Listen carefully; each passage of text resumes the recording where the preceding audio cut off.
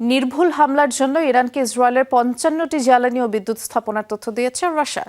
গুরুত্বের বিচারে স্থাপনাগুলোকে ৩ ক্যাটাগরিতে ভাগও করে দেয় মস্কো।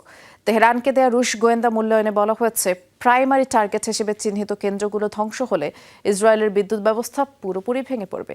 রাশিয়ার সাথে যুদ্ধে থাকা ইউক্রেনের এক গোপন গোয়েন্দা প্রতিবেদনে এমন দাবি করা হয়েছে। সিলভার টিপ কন্ট্যাক্টে তৈরি নিরাপদ ও নান্দনিক ক্লিক সুইচ নির্ভরতা জীবন জুড়ে।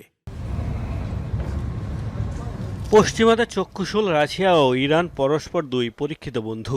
ইউক্রেন যুদ্ধে মস্কোকে হাজার হাজার ড্রোন দিয়ে সহায়তা দিয়েছে তেহরান। ইসরায়েল যুক্তরাষ্ট্রের সাথে এখন নিজেরাই করছে যুদ্ধ। বন্ধুর সহায়তার প্রতিদানই যেন দিচ্ছে রুশরা।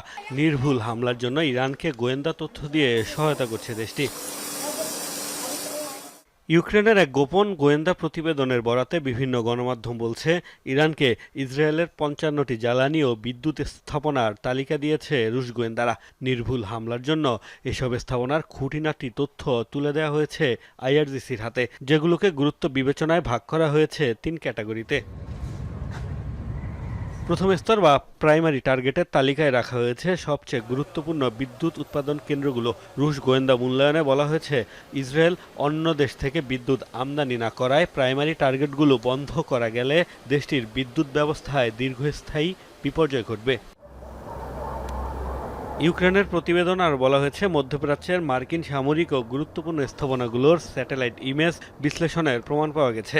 রুশ স্যাটেলাইটের মাধ্যমে যেসব স্থাপনায় সার্ভে চালানো হয়েছে সেগুলোকেই লক্ষ্য বানিয়েছে ইরান, যার মধ্যে ঘাঁটি, তেলক্ষেত্র সহ রয়েছে ৪৬টি স্থাপনা। আরও দাবি করা হয়েছে, সাইবার হামলা চালাতেও ইরানকে সহায়তা করছে রুশ হ্যাকাররা। কিয়েভের দাবি, নিজেদের স্বার্থে এসব সহায়তা করছে মস্কো। কেননা মধ্যপ্রাচ্যের এই যুদ্ধ দীর্ঘমেয়াদী হলে আর্থিকভাবে লাভবান হবে তারা।